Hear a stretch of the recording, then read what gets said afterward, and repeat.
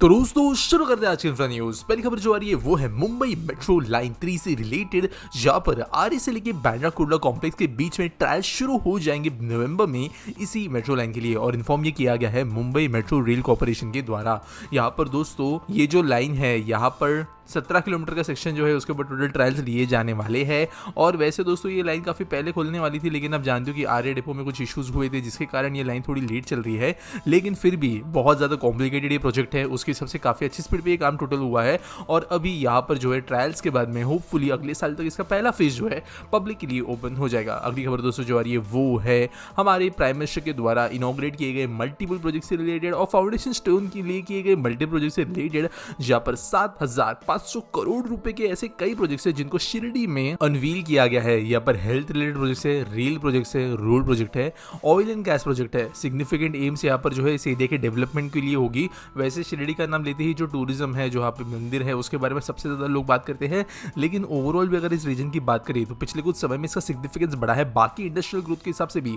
और ये जो सारे डेवलपमेंटल प्रोजेक्ट्स है ये इसी एरिया को बहुत ज्यादा मदद करेंगे। अगली खबर दोस्तों जो आ रही है वो है एशियन डेवलपमेंट बैंक एडीबी से रिलेटेड, जिन्होंने अप्रूव की है $400 मिलियन इंडिया में एक पॉलिसी बेस्ड लोन देने के लिए। और ये बेसिकली अर्बन रिफॉर्म्स के लिए दिया जाएगा। बेसिकली ऐसे पॉलिसी चेंजेस भारत के अंदर किए जाएंगे जो कि देश के अंदर infrastructure quality, public services, efficient governance systems, multilateral development, इन चीजों में मदद करेंगे। और जो पैसा इसके लिए लगेगा ये एडीबी देगी। तो दोस्तों एक्चुअली हम जानते हैं अगर देश के अंदर ये जो भी पॉइंट्स मैंने कहे वो बहुत ज़्यादा ज़रूरी है एड्रेस करने के लिए, क्योंकि वही हमारे बेसिक फाउंडेशनल इश्यूज है। लेकिन अभी होपफुली इसके बाद में हमें कुछ चेंजेस जरूर नजर आएंगे इन चीज़ों को हैंडल किस तरीके जैसा है उसके हिसाब से। अगली खबर दोस्तों आ रही है the bureau of Indian standard से रिलेटेड, जिन्होंने अप्रूव किए हैं indigenously developed AC and DC combined charging connector standard for light electric vehicles. Basically दोस्तों आप जानते हो कि कुछ चीज़ें जो स्टार्टिंग में आती है उनका स्टैंडर्डाइजेशन नहीं हो पाता। अभी करंटली जैसे हम जानते हैं कि यूएसबी टाइप सी कहीं ना कहीं पर जो है एक स्टैंडर्ड बन गया है, और यूरोपियन यूनियन जैसे जगहों पे तो ऑफिशियली स्टैंडर्ड बन गया है। कार्स की अगर हम बात करें तो यहाँ पर भी इलेक्ट्रिक चार्जर्स जो है वो एक स्टैंडर्ड पर पहुंच रहे हैं। हालांकि बाइक्स के अंदर भी बहुत ज़्यादा वेरिएशंस नहीं है, लेकिन फिर भी कहीं ना कहीं पर कॉम्पिटिशन है। यही देखते हुए ज़रूरी है कि देश में स्टैंडर्ड्स डेवलप किए जाए, चाहे क्रॉस कंपैटिबिलिटी हो, इंडस्ट्री को तेज़ी से ग्रो होने में मदद मिले, जो कंपनीज के बीच कंपटीशन है वो लोगों को तकलीफ ना पहुंचाए। और इसी को देखते हुए ये स्टैंडर्ड दिया गया है।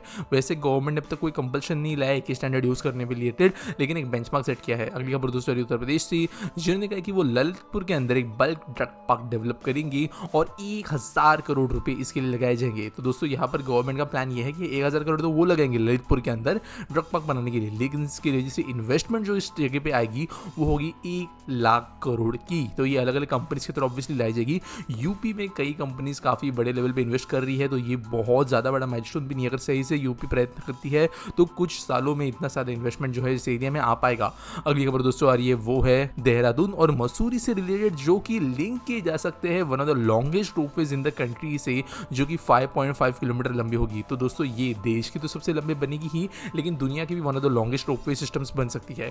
3 साल का समय लगेगा इसको बनाने के लिए, ऐसा कहा गया है। और जो फेज 1 इसका रेडी होगा वो 2026 तक हो जाएगा, ऐसा कहा गया है। इसका जैसे देहरादून मसूरी के बीच में लोग जो है उनको व्हीकल्स लेके ट्रैवल करने की जरूरत नहीं पड़ेगी, वो डायरेक्टली रोपवेज के जरिए ही ट्रैवल करेंगे। अगली खबर दोस्तों टाटा मोटर्स से रिलेटेड, जिन्होंने कमीशन किया है 2 research and development facilities Pune के अंदर, और ये रिसर्च एंड डेवलपमेंट फैसिलिटीज काम करेंगे हाइड्रोजन प्रोपल्शन टेक्नोलॉजीज के ऊपर। तो यहाँ पर एक टेस्ट सेल को अनवील करते हुए ये बात कही गई, हाइड्रोजन इंटरनल कंबशन इंजन के रिप्लेसमेंट के तौर पर कहीं ना कहीं फ्यूचर में काम में आ सकता है, इसको देखा गया है।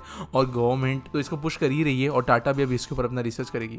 अगली खबर दोस्तों जो आ रही है वो है महाराष्ट्र से, जहां पर कैबिनेट ने अप्रूवल दी है 660 मेगावाट के coal based super critical power plants के लिए, जो कि कोराड़ी थर्मल पावर स्टेशन के यहाँ पे बनाए जाएंगे। तो यहाँ पर दोस्तों ऑब्वियसली देश के अंदर चाहे रिन्यूएबल वगैरह क्यों ना हो, अभी भी जो traditional methods of power generation है उसको बहुत ज़्यादा ज़रूरी माना जा रहा है हमारे जैसे देश के लिए। और ये जो महाराष्ट्र के नए प्लांट्स है वो 2.8 करोड़ कंज्यूमर्स को सर्विसेज देंगे। अगली खबर दोस्तों जो आ रही है वो है दिल्ली से, जहाँ पर रेस्टोरेशन एंड कंजर्वेशन किया जाने वाला है कई सारे मॉन्यूमेंट्स का और हिस्टोरिकल वाटर बॉडीज का, जो कि एक्सपांसिव मेहरौली आर्कियोलॉजिकल पार्क के अंदर मौजूद होंगे। तो बेसिकली ये जो जगह है, यहाँ पे जो भी ये चीजें हैं, छोटे मोटे मॉन्यूमेंट्स, वाटर बॉडीज, ये काफी ज्यादा खराब हालत में पड़ी है। इस जगह के आसपास में कई सारे यूनेस्को वर्ल्ड हेरिटेज साइट्स है, कुतुब मीनार जैसे, जिसकी वजह से इस पर्टिकुलर रीजन को भी मेंटेन करना जरूरी है। और अराउंड जो ये स्कैटर्ड एरिया में फैले हुए चीजें हैं, इनको 6 से 7 महीने में ट्रांसफॉर्म किया जाएगा। अगली दोस्तों खबर आ रही है the national dam safety authority से रिलेटेड, जिन्होंने एक्शन लेना शुरू किया है मेरी गदा लक्ष्मी बारात से रिलेटेड, जो कि कलेश्वरम प्रोजेक्ट का हिस्सा है। क्योंकि ये जो डैम का हिस्सा है, ये अपने पिलर्स के सिंकिंग को फेस कर रहा है। बेसिकली जो ये डैम बनाया गया, यहाँ पर कोई इशू है जिसके वजह से कंस्ट्रक्शन को ठीक से नहीं किया गया और अभी जो पिलर्स है वो सिंक हो रहे हैं। डिजाइन इशू भी हो सकता है, कंस्ट्रक्शन इशू भी हो सकता है, लेकिन ऑब्वियसली एक इंडिया के अंदर आप सोच सकते हो डैम सेफ्टी अथॉरिटी पहले से बनी हुई थी, तो कितना जरूरी ये चीज होगा ठीक से देखने के लिए। अब ऑब्वियसली चीजें जो है स्टडी की जाएगी, जो स्टेक होल्डर्स है, गवर्नमेंट ऑफिशियल्स है, कंस्ट्रक्शन एजेंसी है, सबको इन्वेस्टिगेट किया जाएगा और प्रॉबली कुछ लोग यहाँ पर हमें सामने आते हुए नजर आएंगे जो इसके लिए जिम्मेदार है। अगली खबर दोस्तों जा रही है वो है dedicated freight water corporation of India से रिलेटेड, जिन्होंने सक्सेसफुल ट्रायल रन कंडक्ट कर लिए हैं एक न्यूली डिफाइंड सेक्शन पर, जो कि गोथनगम सूरत से लेकर मकारपुरा के बीच में, जो वडोदरा के पास में आता है। तो गुजरात का बेसिकली सेक्शन है 117 किलोमीटर लंबा और डीएफसी के अंदर का आप जानते हो गुजरात में से भी काफी स्ट्रेच गुजरता है। वैसे वेस्टर्न डीएफसी में 1279 किलोमीटर अब कंप्लीट हो गया है और ये बिजिएस्ट लाइन बन गई है लोड के हिसाब से। आज के आसपीटी सवाल के बारे में बात करें तो अभिमन्यु पूछते हैं why don't we introduce wireless charging in premium train और ऑटोनोमस मेट्रोस। तो देखो यार, वायरलेस चार्जिंग ना बहुत ज़्यादा एक तो इनएफिशिएंट चीज़ तो है ही, लेकिन सच में एक अल्ट्रा प्रीमियम फीचर है। अब इसका मतलब क्या है, देखो जो ज़्यादातर फोन्स इंडिया के अंदर बिकते हैं या दुनिया भर में बिकते हैं, सारे के सारे ज़रूरी नहीं है फ्लैगशिप या टॉप लेवल के फोन्स हो। ज़्यादातर फोन्स जो होते हैं उनके अंदर वायरलेस चार्जिंग का फीचर देखने को नहीं मिलता। तो अगर गवर्नमेंट जो है 1000-2000 का एक चार्जर जो है हर सीट पर लगाते बैठे, तो उसका इस्तेमाल जो है दिन में हार्डली कुछ लोग कर पाएंगे। At the same time journey जो है बहुत सिंपल और छोटी होती है, मूविंग ऑब्जेक्ट से होते हैं। लेकिन जो जिससे भी ज़्यादा बड़ा इशू वो ये है कि वायरलेस चार्जिंग काफ़ी इनएफिशिएंट होता है। अगर आप वायर्ड चार्जिंग का इस्तेमाल करते हो तो तकरीबन 98-99% बिजली जो है वो आपके बैटरी के अंदर जाती है, लॉसेस को कंसिडर करते हुए भी। लेकिन वायरलेस के अंदर जो इतना ज़्यादा लॉस होता है डिवाइस और मैग्नेटिक कॉइल के बीच में, वो बहुत इनएफिशिएंट यूज़ ऑफ इलेक्ट्रिसिटी को बनाता है। साथ साथ जो है उसका यूज़ ऑफ कंफर्ट जो है वो एक स्टेबल स्थिर जगह पे ईजी क्यों ना हो, लेकिन एक चलती गाड़ी के अंदर, पब्लिक ट्रांसपोर्टेशन के अंदर महंगा बनता है।